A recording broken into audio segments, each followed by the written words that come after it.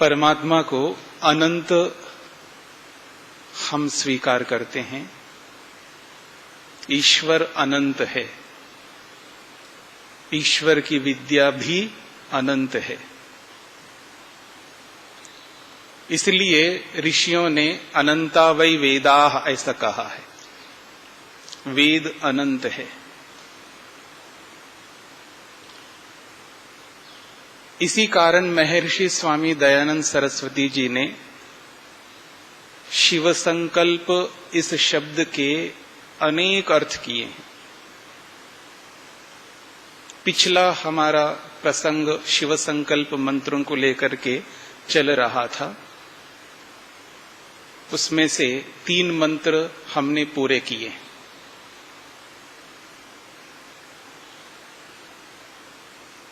यजुर्वेद के 34वें अध्याय के ये मंत्र हैं। चौथा मंत्र है ये नेदम भूतम भुवनम भविष्यत् परिगृहीतम अमृतेन सर्वम येन यज्ञस्तायते सप्तहोता तन्मे मनः शिव संकल्पमस्तु। जैसा हमारी प्रक्रिया है, हम पहले शब्द गिनते हैं। इस मंत्र में कितने शब्द हैं एक बार आप गिनेंगे।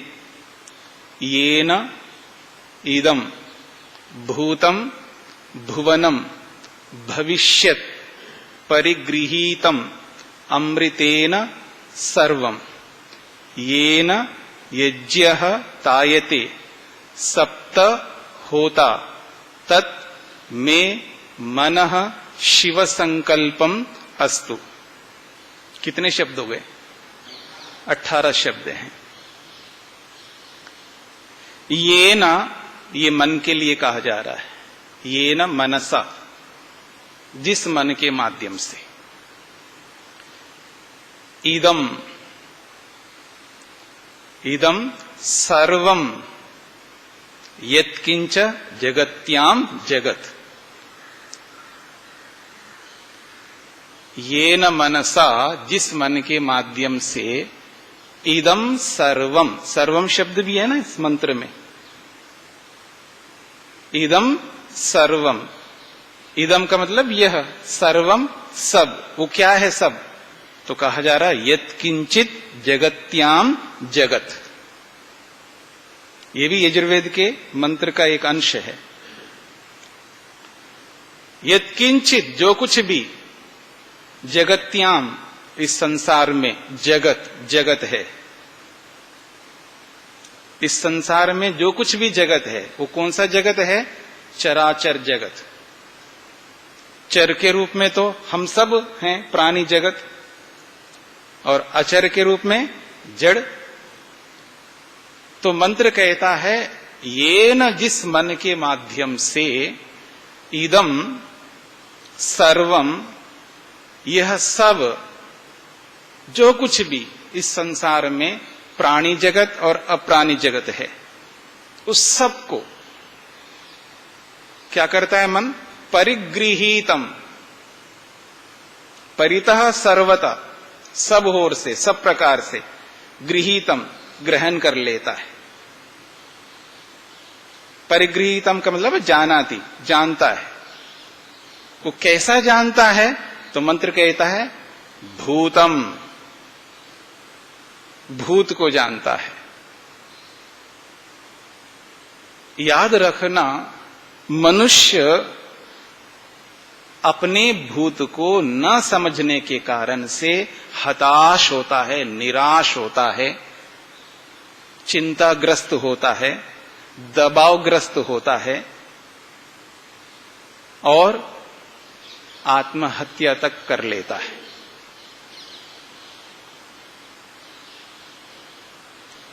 और जिसका मन शिव संकल्प वाला होता है वो व्यक्ति भूतम, अपने भूत को जानता है। और भूत दो प्रकार का होता है, एक अच्छे के रूप में होता है और एक बुरे के रूप में होता है।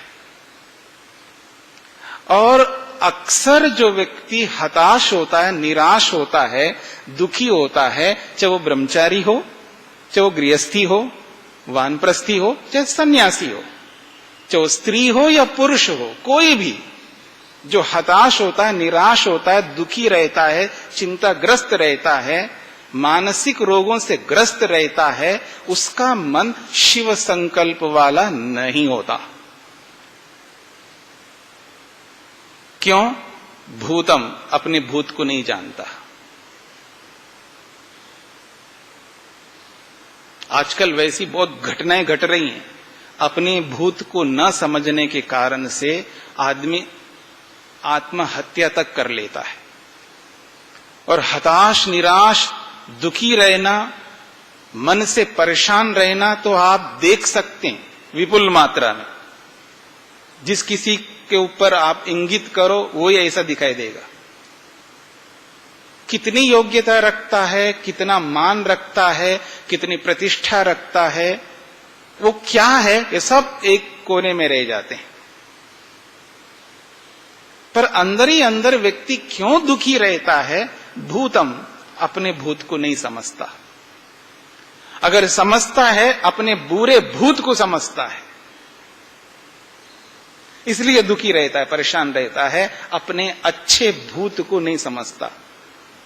भूत का मतलब जो बीता हुआ है, जो अपने जीवन में जो कुछ भी बीत गया है उसको, दुनिया में जो कुछ भी भूतकाल में था उसको, एक स्वयं के बारे में, एक औरों के बारे में, जड़ वस्तुओं के बारे में भी और चेतन वस्तुओं के बारे में, अपनी योग्यता के बारे में भी, अपने गुणों के बारे में, जो कुछ भी भूत हमारा था उस भूत को अच्छी तरह जानता है। कौन? मंत्र कहता है अमृतेन। बहुत अच्छी बात कही है, अमृतेन, जो अमृत से युक्त होता है। और महर्षि स्वामी दयानंद सरस्वती जी ने इस शब्द का अर्थ किया है अमृतेन, न अमृता, अमृता, नाश रहित परमात्मा से जो युक्त रहता है। महर्षि स्वामी दयानंद सरस्वती जी क्या लिखते हैं? अमृतेन, वो कहते हैं नाश रहित परमपिता परमात्मा के साथ जो युक्त है, ऐसा जिसका मन है, जिसका मन परमात्मा के साथ युक्त हो, तभी वो अपने भूत को जानता है, तब वो परिगृहीतम होगा। अपने भूत को समझना बहुत बड़ी बात होती है। और केवल इसी जन्म के भूत को नहीं, हाँ ये भी याद रखना, केवल इसी जन्म के भूत को नहीं, भूत तो पता नहीं, हम देख नहीं पाएंगे, वो भी अनंत सा लगेगा, प्रवाह से अनंत है हमारा अपना स्वयं का भूत। क्यों? आत्मा है ना, और आत्मा का नाश नहीं होता है। और इस अमृतेना का एक अर्थ स्वामी दयानंद सरस्वती जी ने अन्यत्र और स्थान पर आत्मा भी किया है, क्योंकि ये मन नाश रहित आत्मा के साथ युक्त रहता है, इसलिए जानता है अपने भूत को। बहुत बड़ी बात कही है। अपने भूत को समझना, जानना अत्यंत अनिवार्य, आवश्यक है। कल के बारे में जानना है, एक महीने के बारे में भी जानना है, एक साल के बारे में जानना है, 10 साल के, 20 साल के, जो भी हमारी अपनी उम्र है, एज है, उसको तो जानना है, समझना है, और उसके पिछले जन्म को भी समझना है। हाँ, ये भी समझना है, इस जन्म में तो मैं मनुष्य हूं, पिछले जन्म में क्या था, उसको भी समझना होता है। और समझने का अर्थ प्रत्यक्ष समझना नहीं होता है। हर स्थान में प्रत्यक्ष ही समझते हो ऐसा हो नहीं सकता। अपने पिछले जन्म को प्रत्यक्ष कैसे समझेंगे? या तो अनुमान से समझो या शब्द शास्त्र के माध्यम से, शब्द के माध्यम से जानो, पर जानना तो होगा। तो अपने भूत को समझना, और जो व्यक्ति अपने भूत को समझता है वह व्यक्ति हताश नहीं होता, निराश नहीं होता। वो अनहोनी ऐसी घटना अपने जीवन में नहीं कर बैठता जो बाद में दुखदाई रहे। इसलिए मंत्र कहता है, ये ना जिस मन के माध्यम से इदम सर्वम, जो कुछ भी इस संसार में है, अपने विषय में, अन्यों के विषय में, जड़ वस्तुओं के बारे में, चेतन वस्तुओं के बारे में, क्या करता है? जानता है। किसको जानता है? भूतम, भूत को जानता है। बहुत बड़ी बात कही। फिर उसके लिए और कहा जा रहा है भुवनम। भुवनम का अर्थ होता है वर्तमानम। आप में से बहुत सारे व्याकरण पढ़ते हैं ना, उनादि में क्यू प्रत्यय का आता है, भू धातु से क्यू प्रत्यय करेंगे तो भुवनम बनता है। उसका अर्थ होता है वर्तमानम। तो भुवनम का अर्थ है वर्तमान। वर्तमान को भी समझना होता है। भूत को तो जानना ही है, वर्तमान को भी जानना है।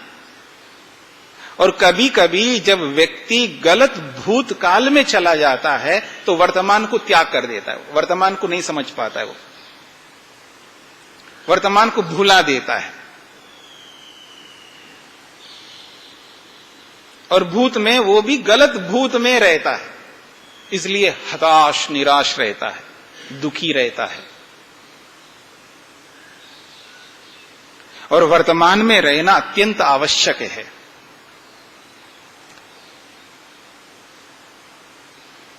भूत को, अच्छे भूत को समझते हुए वर्तमान में बहुत पुरुषार्थ करना होता है व्यक्ति को।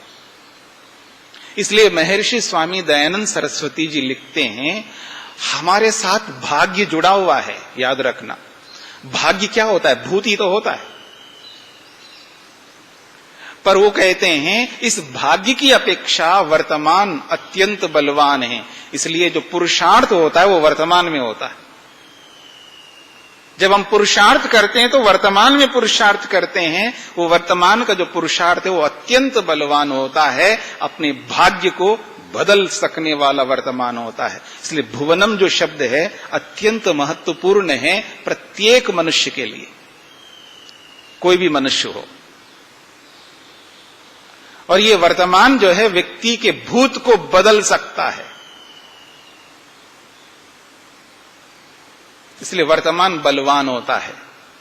इसलिए वर्तमान को भी सामने रख करके जीना पड़ता है व्यक्ति को।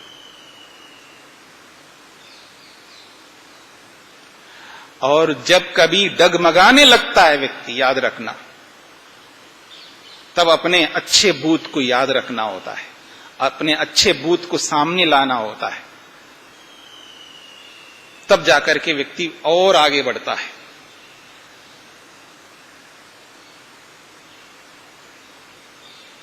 तो कहा जा रहा है ये न इदम भूतम भुवनम सर्वम परिगृहीतम, जानता है।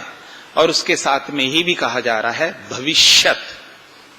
तीसरी बात, ये न इदम भुवनम भूतम भुवनम भविष्यत। भविष्यत को, भविष्य को भी समझना है।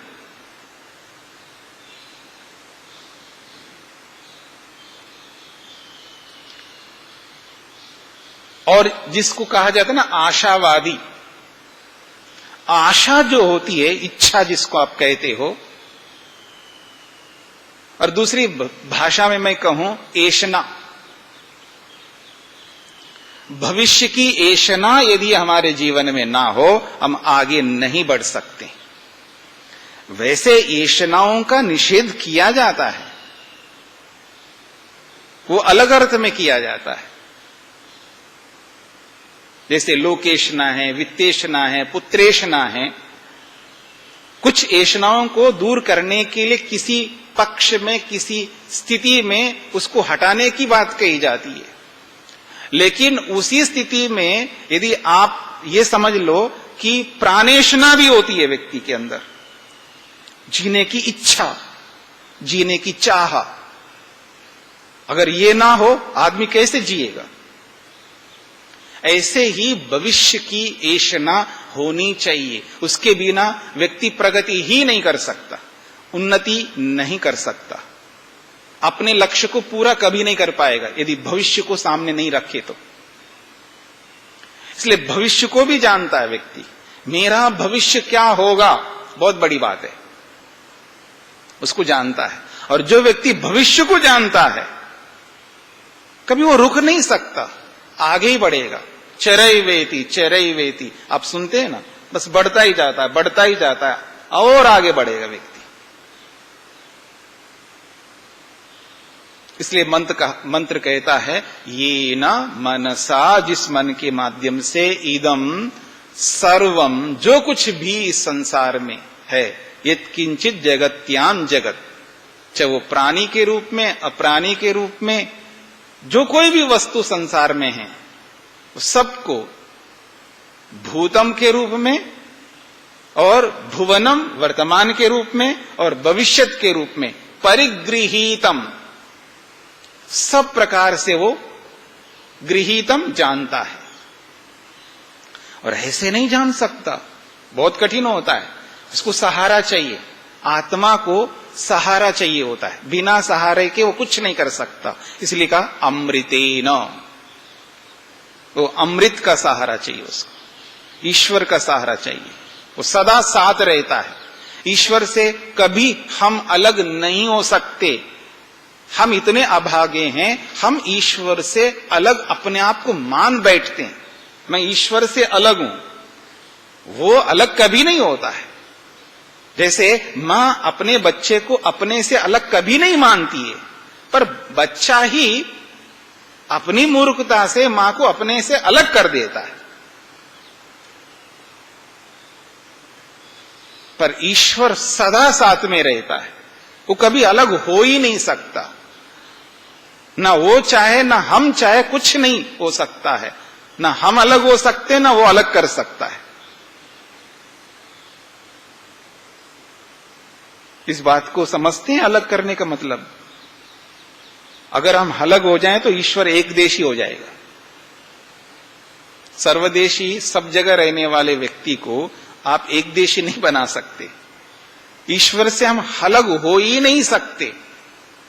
इसलिए कहा जा रहा अमृतेन, परमात्मा के साथ युक्त होकर के हम ये सब भूत को भी, वर्तमान को भी, भविष्यत को भी अच्छी तरह समझ सकते हैं। ऐसा वो जो मेरा मन है, कैसा हो वो मेरा मन? शिव संकल्पम, शिव संकल्प वाला हो।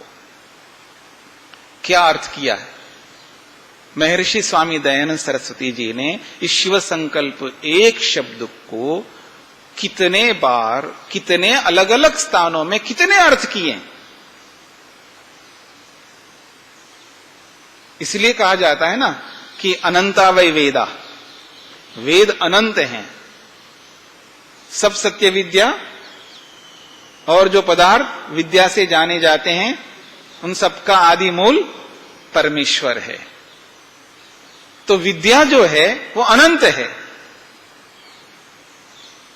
और अनंत विद्या का आधार ईश्वर है, वेद का आधार ईश्वर है, तो वेद भी अनंत है, तो उसके अर्थ भी अनंत हैं। अब उस अनंत विद्या में हम कितना ग्रहण कर पाते हैं, हमारी अल्पज्यता के अनुसार हम अपने अपने ढंग से ग्रहण कर लेंगे। वो कहते हैं शिव संकल्पम, मोक्ष रूपी संकल्प है जिसका, ऐसा वो मेरा मन। महर्षि स्वामी दयानंद लिखते हैं, मोक्ष रूप संकल्पो यस्य तत् मे मनः, मोक्ष रूपी संकल्प जिसका है ऐसा वो मेरा मन हो। क्या संकल्प किया जा रहा है, क्या संकल्प होता है, किसका? अमृतेन, जो अमृत से युक्त रहता है वही व्यक्ति ऐसा संकल्प कर सकता है, हर व्यक्ति नहीं कर पाता है। संकल्प बहुत ऊंचा होना चाहिए,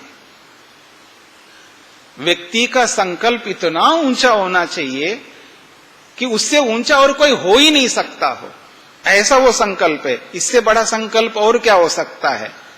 मोक्ष रूप संकल्पो यस्य तत् मे मनः, मोक्ष रूपी संकल्प है जिस मेरे मन का, ऐसा मेरा मन बन जाए। अस्तु हो, शिव संकल्पम अस्तु, शिव संकल्प वाला वो मेरा मन बन जाए।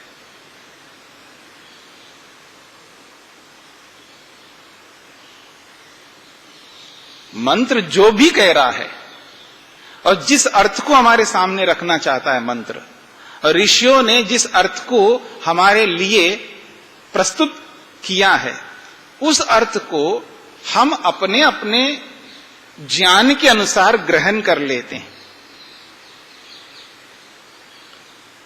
पर वो ग्रहण करना रुकना नहीं चाहिए। यही वर्तमान है, यही भुवन में है, यही पुरुषार्थ है। इस पुरुषार्थ को लेकर के हमें आगे बढ़ना है। तो मंत्र के कुछ शब्द और बचे हुए हैं, उनके बारे में हम कल विचार करेंगे। तो ये न मनसा, जिस मन के माध्यम से,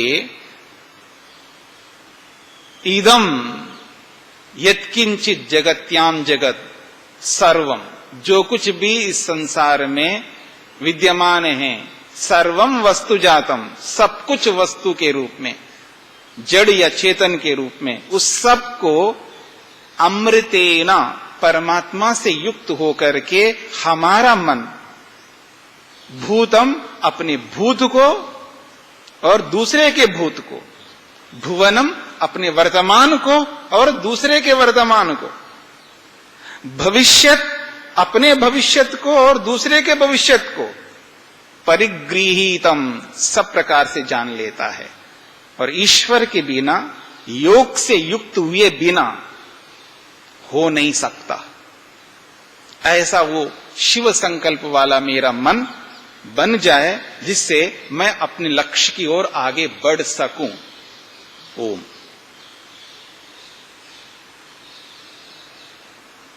क्या शांति? बोलिए।